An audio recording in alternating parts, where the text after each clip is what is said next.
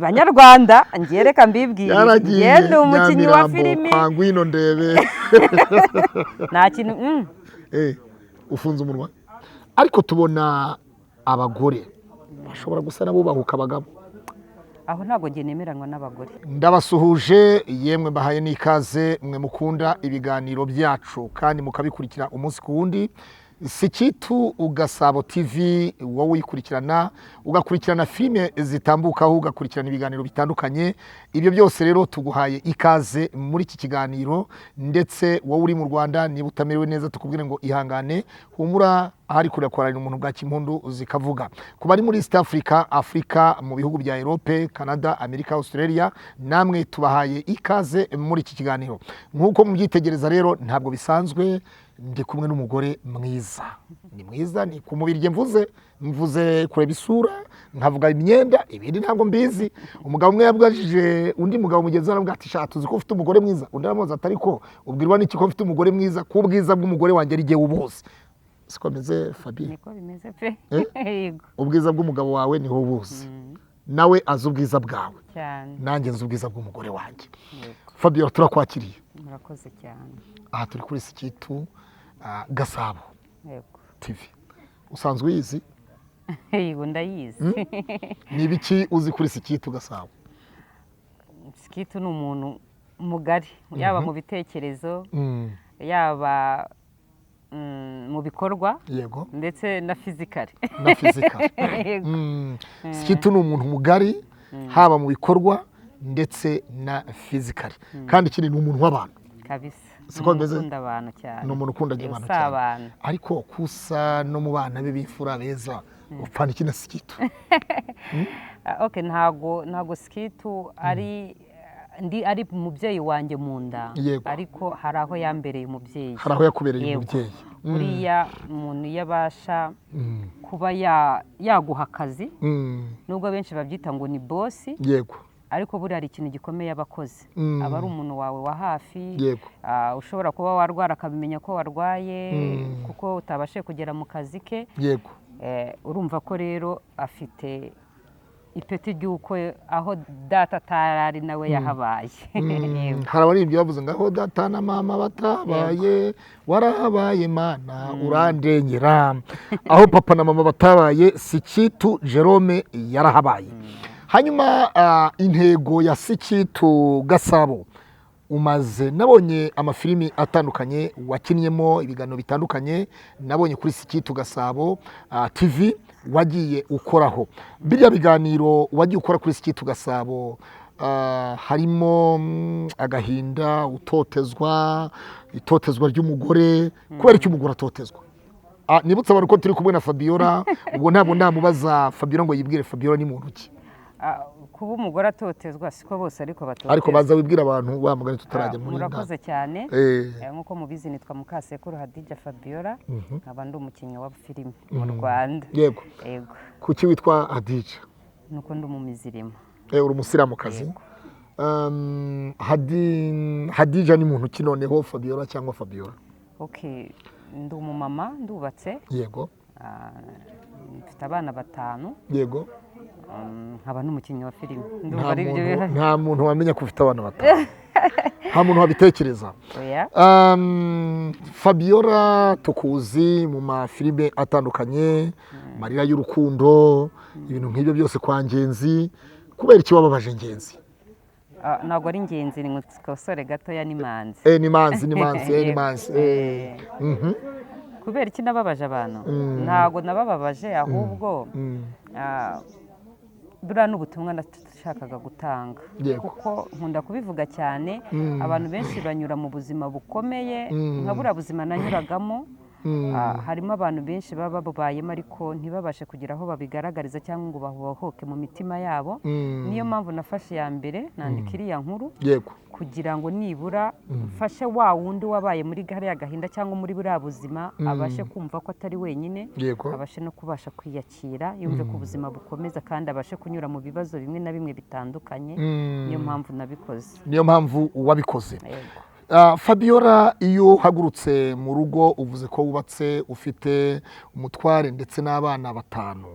Iyo uhagurutse mu rugo ni iyihe ntego igukura mu rugo ugiye gukina filime? Okay, njyewe gukina filime mbikora nk'umwuga, ni akazi mu kandi. Iyo mpagurutse mu rugo mvuga ngo ngiye mu kazi, ntabwo nkeresa akazi kanjye. Kazi ni kazi.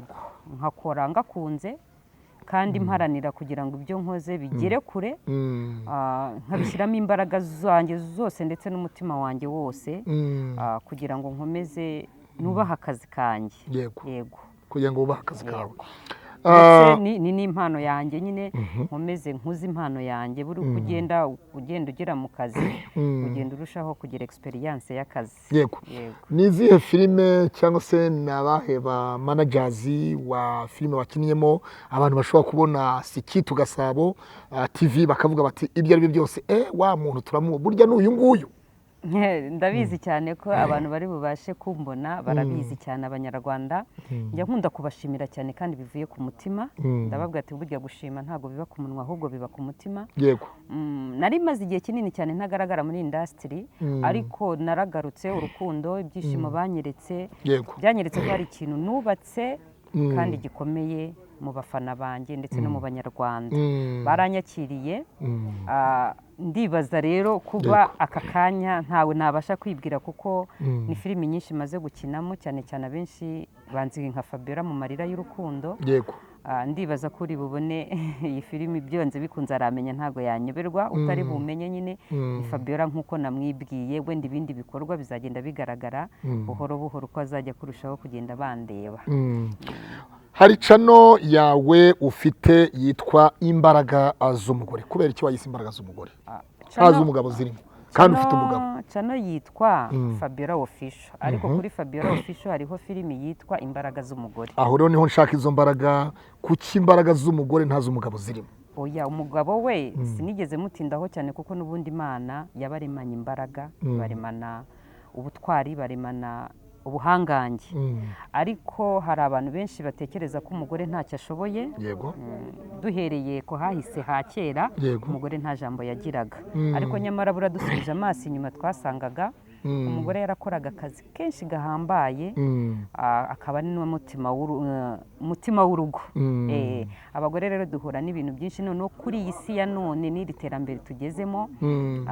Hari benshi wenda bacyumva, dore ko ariko ni bakeya bacyumva yuko umugore akiri hasi, ariko nashatse kugira ngo ngaragaze imbaraga umugore agira muri we. Duhe urugero nk'imbaraga z'umugore. Imbaraga z'umugore mpereye ku rugero. Yego. Nk'ubu ngubu umugore tuzi ko atwita amezi 9. Rumaga yarabivuze ati umugore si umuntu. Umugore si umuntu. Utwita amezi 9. Atwita amezi 9 agendana umuntu mu nda. Yamara kugendana nawe akamugaburira n'abantu babiri. Yego. Ikindi cya kabiri abahanga baranditse ngo buriya inzara yiteye umugabo ashobora gupfira iminsi 3 ariko umugore agapfira iminsi 7. No kuri kw'Imana. Ikindi cya kane ushobora gutwita ukaheka, ugahinga, ukanahindukirira umugabo, kandi ibyo byose wabikoze. Gahunda zikagenda neza. Zikagenda neza, utwite wanakoze ibintu byose. Umugore rero kandi ikindi cya kabiri umugore ku isi hose ni mama. Ni mama. Babona abapapa. Ni mama w'abantu. Mama w'abakobwa. Mama w'abakobwa, mama w'abahungu. Urumva mu by'ukuri umugore, mama w'umukene, mama w'umukire, mama w'umunyabwenge, mama w'injiji, mama hose ni mama. Umugore rero yubahwe. Umugore yubahwe. Uravuze uti imbaraga z'umugore, umugore ari ahantu hose, umugore agaragara ahantu hose, nta hantu na hamwe umugore ahejwe. Umugore ni umunyamakuru, umugore aba umusirikare, umugore aba umupolisi, umugore aba umuganga, umugore aba minisitiri, yaba perezida, yaba umucuruzi udasanzwe mu buryo bumwe cyangwa se ubundi, ntaho ahejwe.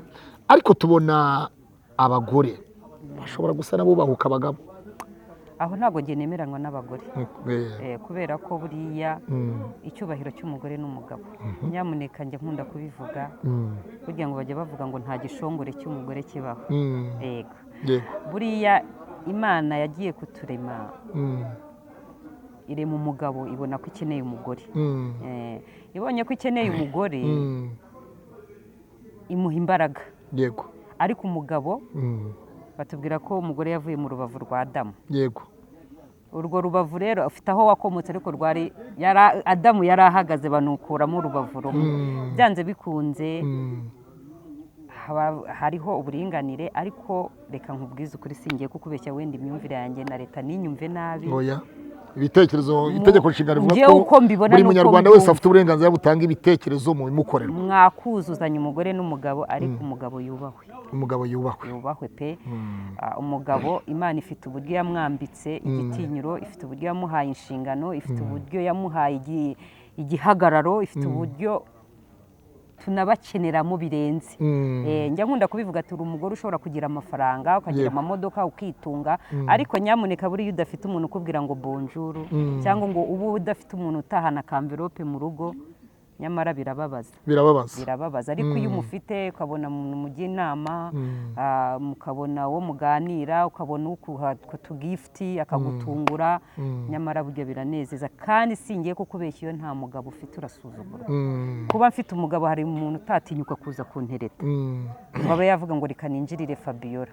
ariko iyo umufite nta n'uwahanga aravuga ngo ni kwa runaka asa guterese wamutuka cyangwa biterwa n'uwo ari we abantu bafite uburyo batandukanye ariko nibura aratinya ngo ni mu rugo ariko niwaza yaza yikandagira ariko nta mugabo ufite n'abakarani n'amayibo biraza ati wamaye urukundo akagufata uko haje umugabo ufatika se buri cyubahiro cy'umugore n'umugabo nuko nyine haba hagenda habamo ibibazo byinshi bitandukanye akaba ari n'abagabo rimwe na rimwe biyambura inshingano zabo ntibuzuze inshingano zabo uko bikwiye ngo baba abagabo nyabo ubugabo rero kuba umugabo nyawe ntabwo ari izina gusa biraharanirwa Fabiola nk'umukinnyi wa filime kandi ukina filime zo kwigisha abadamu bagenzi bawe abakobwa mu buryo bumwe cyangwa se ubundi ntabwo ari ibyo gusa impande zose ndazigisha ibyo byose rero nibyo ushaka kubwira ndabyigisha kuko ngewe nkunda kwandika story zo mu buzima busanzwe tubamo buri munsi ushobora kuba umugore yateshuka agateshuka ku mugabo umugabo nawe ashobora guteshuka imibanire y'abana n'ababyeyi abakozi dukoresha mu rugo imiryango ba masenge ba mama wacu nkunda kubyegeranya cyane kugira ngo mpe ba bantu bwa buzima bwacu bwa buri munsi tubamo ntabwo mvuga ngo wenda kuba naranditse filime imbaraga z'umugore ngo nuko ushaka kuvuga ku mugore gusa n'umugabo ntenda nazo nazazivugaho ariko si uko mba mfobeje imbaraga z'abagabo n'abagabo bafite imbaraga ndetse n'abagore barazifite twese muri ubu buzima tubayeho ni ukungikanya no gufatanya hari umuntu wabonye twicaye hano azi ko tugiye gukorana ntabwo tuze kumbariza Fabiola ati mu mbaraga z'umugore buriya cya gihe cy'urubariro igihe nyiri gutera urubariro byanze imbaraga yagize akazi kenshi akaryama akananirwa ati Fabiola buriya yafata urubariro yafata rwa rubariro akabasha kuruterera neza umugabo ibyo ni amabanga y'urugo ya buri muntu uwo ari we wese ntabwo ibyo nabivugaho sibyo ariko niba wowe undeba uzi ko umugore afite imbaraga numva nta birenze byashoboka bitewe n'uko mubanye yego uwo muntu nyamuneka umubwira ati ibyo bintu buri wese agira uko abana nabyo hanyuma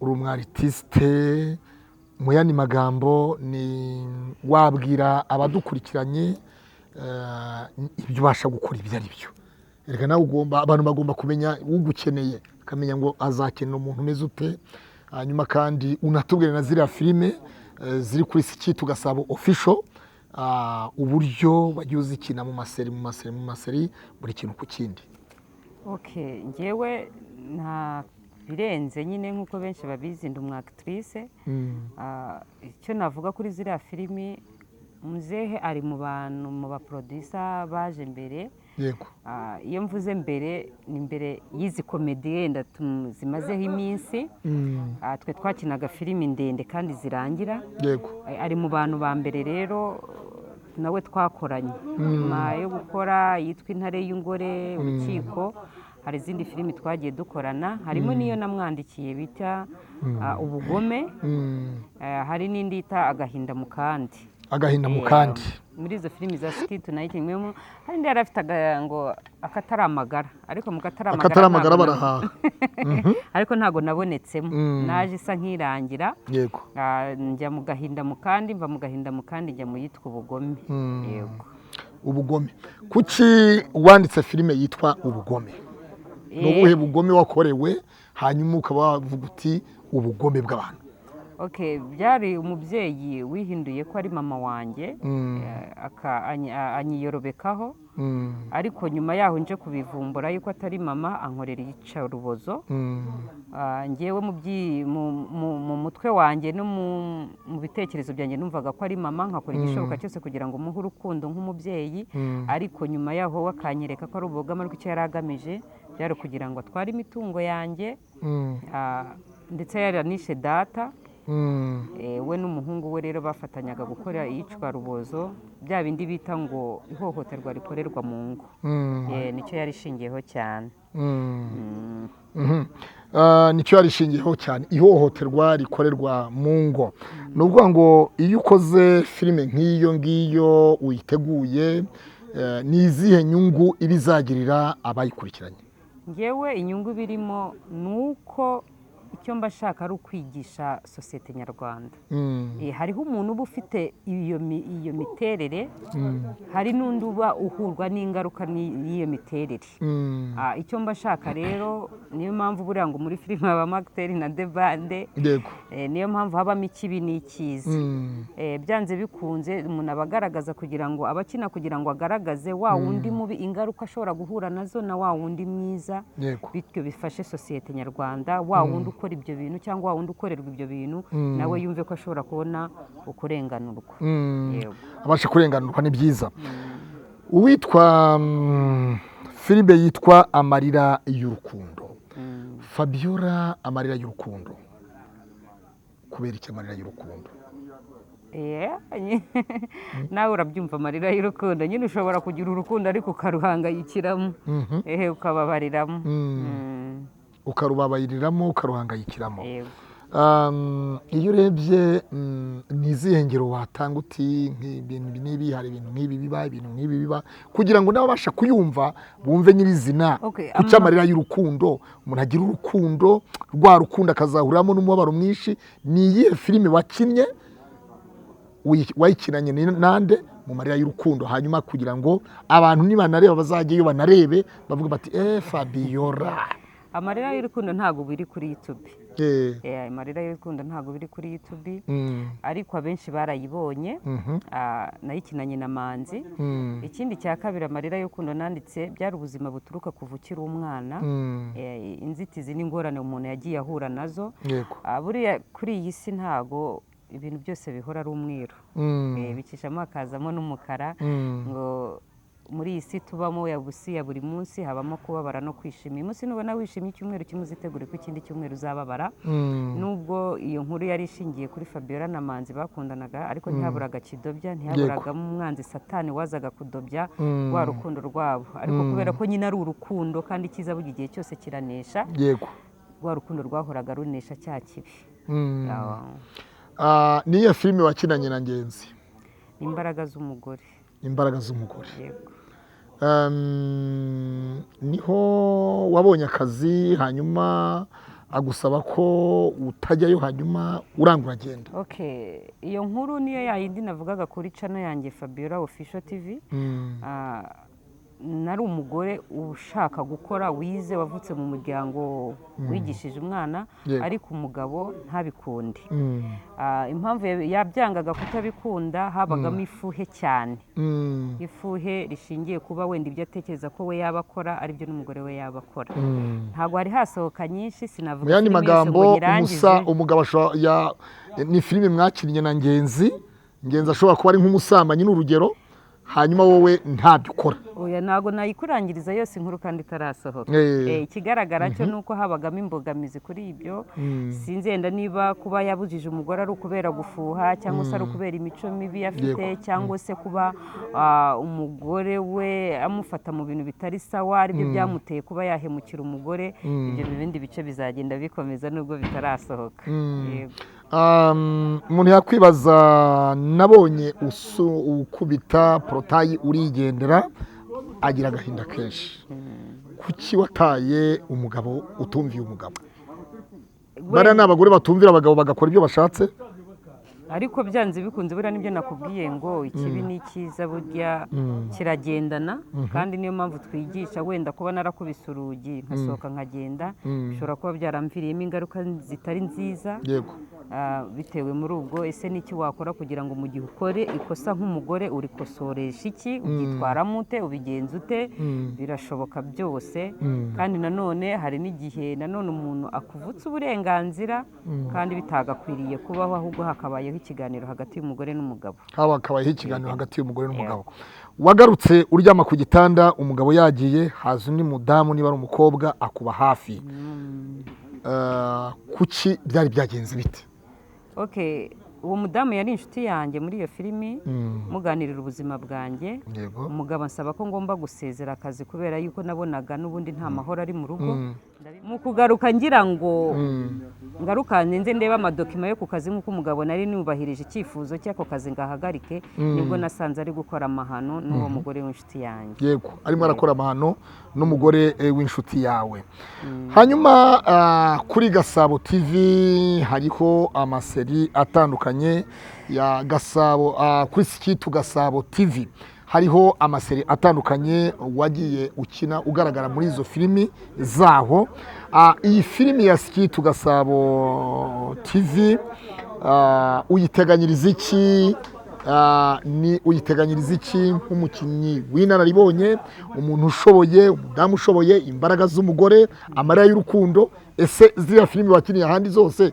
tuzitege kuri Gasabo Sikitu TV oya buriya buri muntu wese agira cano ye ariko ikintu navuga kuri ziriya filimi nasaba abanyarwanda bose kuko twazishyizemo imbaraga turavunika twaraye amajoro kandi n'iza nkuru zacu nyine nk'abanyarwanda nasaba buri munyarwanda wese ndetse n'uri hanze y'igihugu ko yakongera akagaruka akareba kuri za filimi zacu za kera kuko abantu benshi bahora bambwira ati Fabiola dukumbuye uburyo mwakinaga dukumbuye za nkuru zanyu n'utarayibonye kuko kijya gihe twazirebaga ku masede mwatwereza ambirasi kuri kiki 50 mu Rugunga ariko ubu ngubu iterambere ryacu mu gihugu cyacu rirarimbanyije ubu ni kuri online hari umuntu utarazibonye n'abana nda bari bakiri batoya utarayibonye ariko ubu kuri aka kanya kabiri kuca hehe kuri Sikitu TV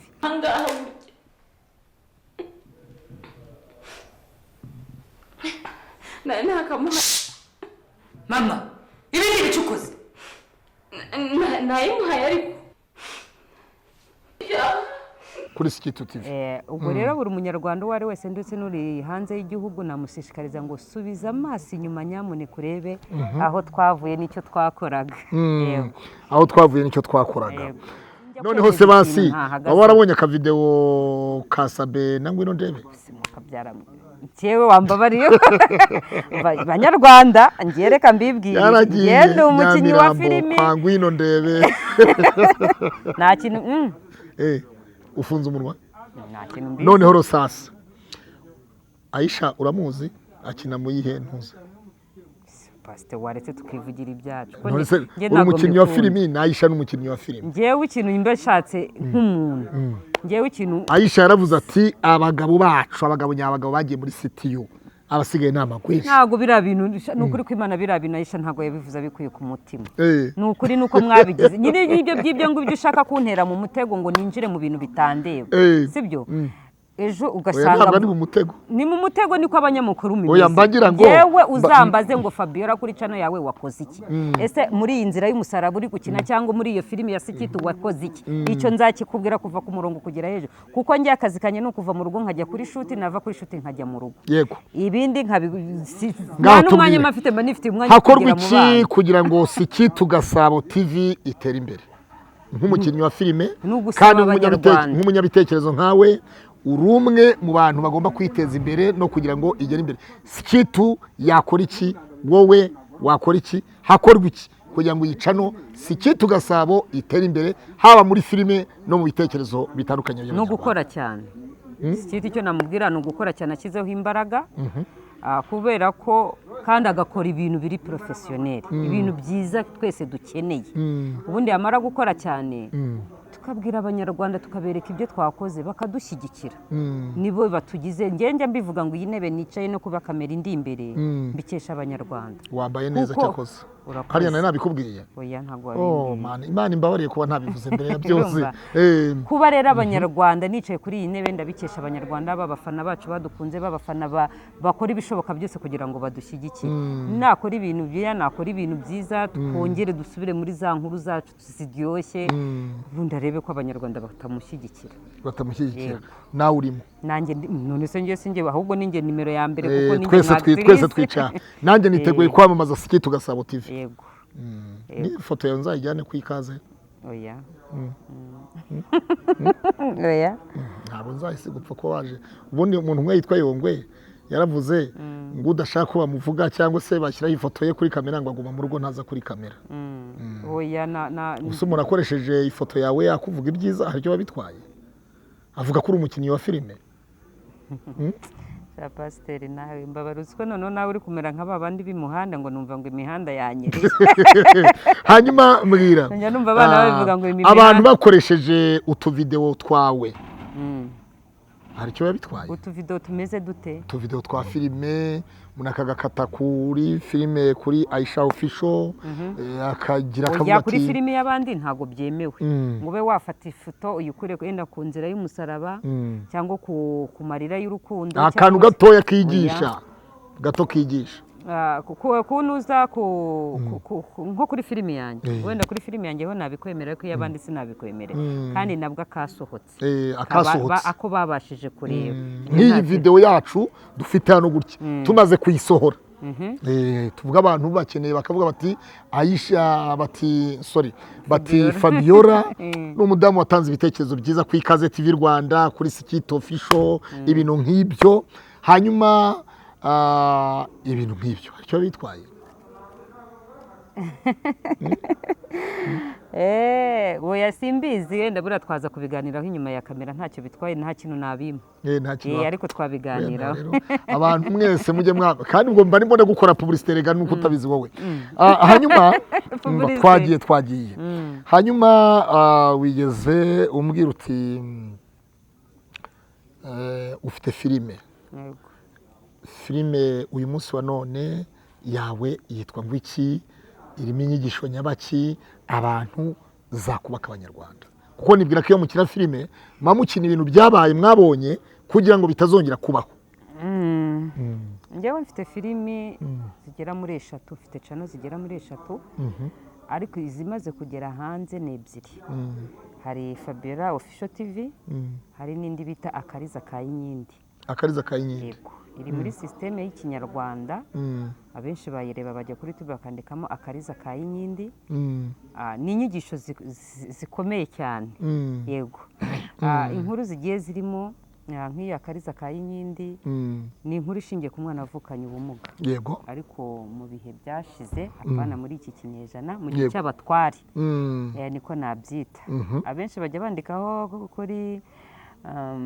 kuri commentaire ati Fabiola tuzaniye filimi ikoze muri systeme ya Kinyanigeria ariko nge nayishyize muri systeme y'abatware apana ibwami butware yego ubwo rero harimo inkuru nyinshi ntabwo navuga inkuru zose ngo hano nyisohore ahubwo icyo nshishikarije umunyarwanda wese ni ukujya kuyireba ndetse n'uri hanze y'igihugu indi ni Fabiola Official TV icishaho iyo serivisi imbaraga z'umugore ni imbaraga ni filime ishingiye ku gitsina gore cyangwa se ubuzima bwacu bwo mu ngo cyane cyane abana tubyara abagabo tubana nabo abagore tubana nabo inshuti tubana nazo mu bintu byinshi bigiye bitandukanye ariko se we mugore koko nk'uko umugore bamuhaye izina kandi koko rimukure nko kuvuga ngo umugore ni mutima w'urugo iyo titire yawe uyikoresha ute muri za mbaraga zawe yego icyo nshaka rero cyane cyane no kwigisha abagore ntasize n'abagabo kuko buriya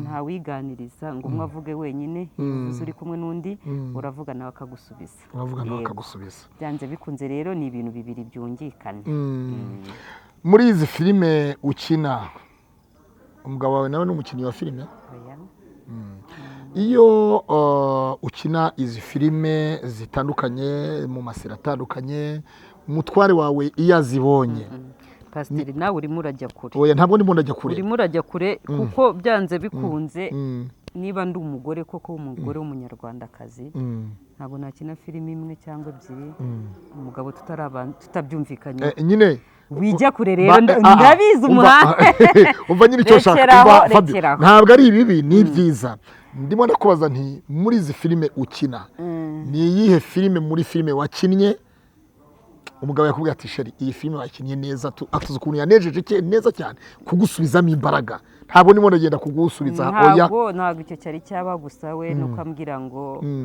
nkuziho ubuhanga n'ubushobozi yego kandi nkuri inyuma Imana imuhungisha icyo nicyo nzi arasobanutse kandi asobanukiwe yego icyo kumbwira ngo wayikinnye neza cyangwa wayikinnye nabi ntabwo byo yari yabimbwira ariko ibyo ari byo byose arabireba kuba umufasha wabasha kukubwira ati urashoboye kandi nkuri inyuma imbere komeza yego nuko ababona koko ibyo uri muri mu murongo mwiza yego yego niki wagira inama ku bantu bashobora kuba babona abadamu nk'amwe muri filime bakagira ngo mwarasaze bakagira ngo ntimuri mu kazi bakagira ngo batari ku mugore nk'uriya kuki ajya mu bintu nka biriya mbese mu buryo bumwe cyangwa ubundi barahari cyangwa ntibahari babivuga batyo ndibaza ubu ngubu ntabagihari mbere babagaho ariko ubu ngubu abenshi noneho barimo barabishaka najyaga mbabwira ngo nabo barashaka kubijyamo abenshi najyaga mbabwira ngo turi muri poromosiyo bakanseka none ahubwo aka kanya barampamagara ati Fabiola wadushyize muri filime gusa nyine niba hari n'abahari filime ni akazi nk'akandi filime ni umwuga nk'umuntu filime ni impano nk'iz'abandi kandi ni umwuga ushobora kugutunga we n'umuryango wawe respect rero nyamuneka muntu utabyubaha icyo nakubwira ati urimo urarengera arimo ararengera ndibwira yuko turi hafi ku musozo ariko n'ubuhe butumwa watanga ku bategarugori bumva ko basiga nyuma bumva ko batakina filime bafite ubwoba bavuga bati ngiyemo banseka nkoze ibintu nka biriya Fabiola akora banseka sinabishobora cyane ko ufite filimi ivuga ngo imbaraga z'umugore ikintu nabwira umuntu ufite imyumvire nk'iyo ngiyo nyamuneka tinyuka urashoboye nkunda kurivuga iryo jambo umugore tinyuka urashoboye niba wabasha kurira inzu ugashyiraho igisenge niba wabasha gufata urushinge ugatera umurwayi niba wafata imbunda ukajya ku rugamba waruvuze uti niba umudamu yabasha gufata imbunda igitsina gore yafata imbunda akajya ku rugamba akarwanirira igihugu cye komeza niba yabishobora akaba yafata moto akurira agatwara umugenzi yego na filime yabikora yego dore ko byose ari akazi nk'akandi niyo mpamvu mbwira ngo uwo mugore ukifite kwitinya tinyuka urashoboye uryamisha impano yawe ahubwo ushaka uburyo impano yawe yazamuka wige usobanukirwe ugana ababishoboye maze nawe ugere ku ruhando rw'abahanzi na wa wundi rero udupfobya cyangwa akaduseka nyamuneka oya ni icyo nabwira abanyarwanda rero bipfobya akazi ako ari ko kose kuko akazi niyo kaba kaguha amafaranga make ariko burya ngo akazi kabi kaguhisha keza ariko filimi ni umwuga udasaza nyambivuga ngo n'umurambo wawukinisha mu gihe bibaye ngombwa umurambo wawukinisha umurambo wagira gute wawukinisha n'umurambo wawukinisha filime yes bakubwiza ukuri ati yenda ashobora kuba utapfuye ariko umuntu akarambika hari abantu umuntu akitwa umurambo kandi ari muzima hariho n'abantu bacuruza amashusho y'abantu bapfuye akavuga ngo runaka yapfuye bagatera isanduku akabishyira kuri social media views zikinjira ngo Fabiola yapfuye bakabicishaho bagashyiraho rest in peace yego ni umwuga udasaza ndumva rero nta kibazo cyaba kirimo kandi kiriya kintu icyo ari cyo cyose ushobora gukorera muri filimi icyo tugamije njye mbivuga ngo ahubwo twebwe turababwiriza butumwa kuko ni ikibaho twigishirizaho abantu Fabiola dusoza umuntu uramutse ubona tubona cano nyinshi zitandukanye ziba zafasha abantu amafoto twabonye Pastor Rutayisire bandikaho ngo rest in peace nanjye ubwanjye hari iyo cano yanyanditseho ngo rest in peace Pastor Claude n'abandi batandukanye Israel Mbonyi n'abandi uramutse ubonye cano yanditse ngo Fabiola rest in peace wabyifata mute ni bya bindi byo ku mihanda nyine numva bavuga ngo imihanda yanyereye. imihanda yanyereye. Ese wakora iki nyine? Nta kintu nose wakora iki nyine? Nta kindi kintu wakora nyine, ni ukuvuga ati nuko baranyije nyine. Yego. Fabiola, turashoje. N'ubuhe butumwa uha abantu muri rusange bakubonye kuri ibi bitangazamakuru, Skitu Gasabo TV n'Ikaze TV Rwanda y'u Rwanda, niki ubabwira ubutumwa kuri channel yawe? Ikintu nababwira ati ndabashimiye cyane tuyamamaze. Yego, nababwira ngo kandi nanjye mbaye umufatanyabikorwa wawe. Urakoze cyane.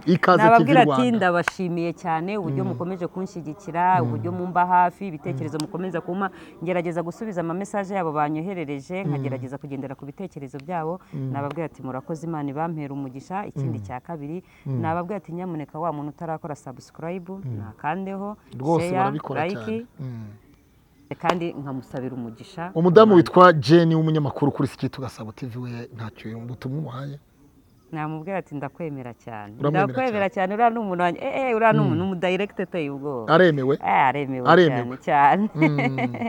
Inshuti bakunzi rero, mwari mudukurikiranye kuri Skitu Gasabo TV, Ikaze TV Rwanda, turabashimiye mwese. Uyu ni Fabiola twari turi kumwe, umudamu wisobanukiwe kandi aravuga ati mutegarugori, tinyuka urashoboye. Niba umugore ashobora gufata imbunda akarwanirira igihugu, akaba umupolisi, akaba umuribu, umunyamategeko, mu butabera, akaba umuganga, akaba yabasha gufata umwiko akakurira inzu, akajya gusakara, ibyo byose akabikora, akubaka imihanda. Ati mutegarugori, tinyuka urashoboye. Ni Fabiola twari turi kumwe rero. Ukaba umukunze, muri komanteri zawe urabyandika usaba ko azagaruka, kandi mu by'ukuri mujye no kuri channel yiwe yitwa Fabiola Official Gasabo Skitu, mukore subscribe, like na comment. Uko niko tubasaba Ikaze TV Rwanda, natwe tubahaye ikaze, kandi Fabiola tuguhaye ikaze ku Ikaze TV Rwanda. Ni karibu sana. Ubwo baratubwira kuzagaruka, ariko turabizi neza ko bari bugukunda. Imana ibahe umugisha nawe.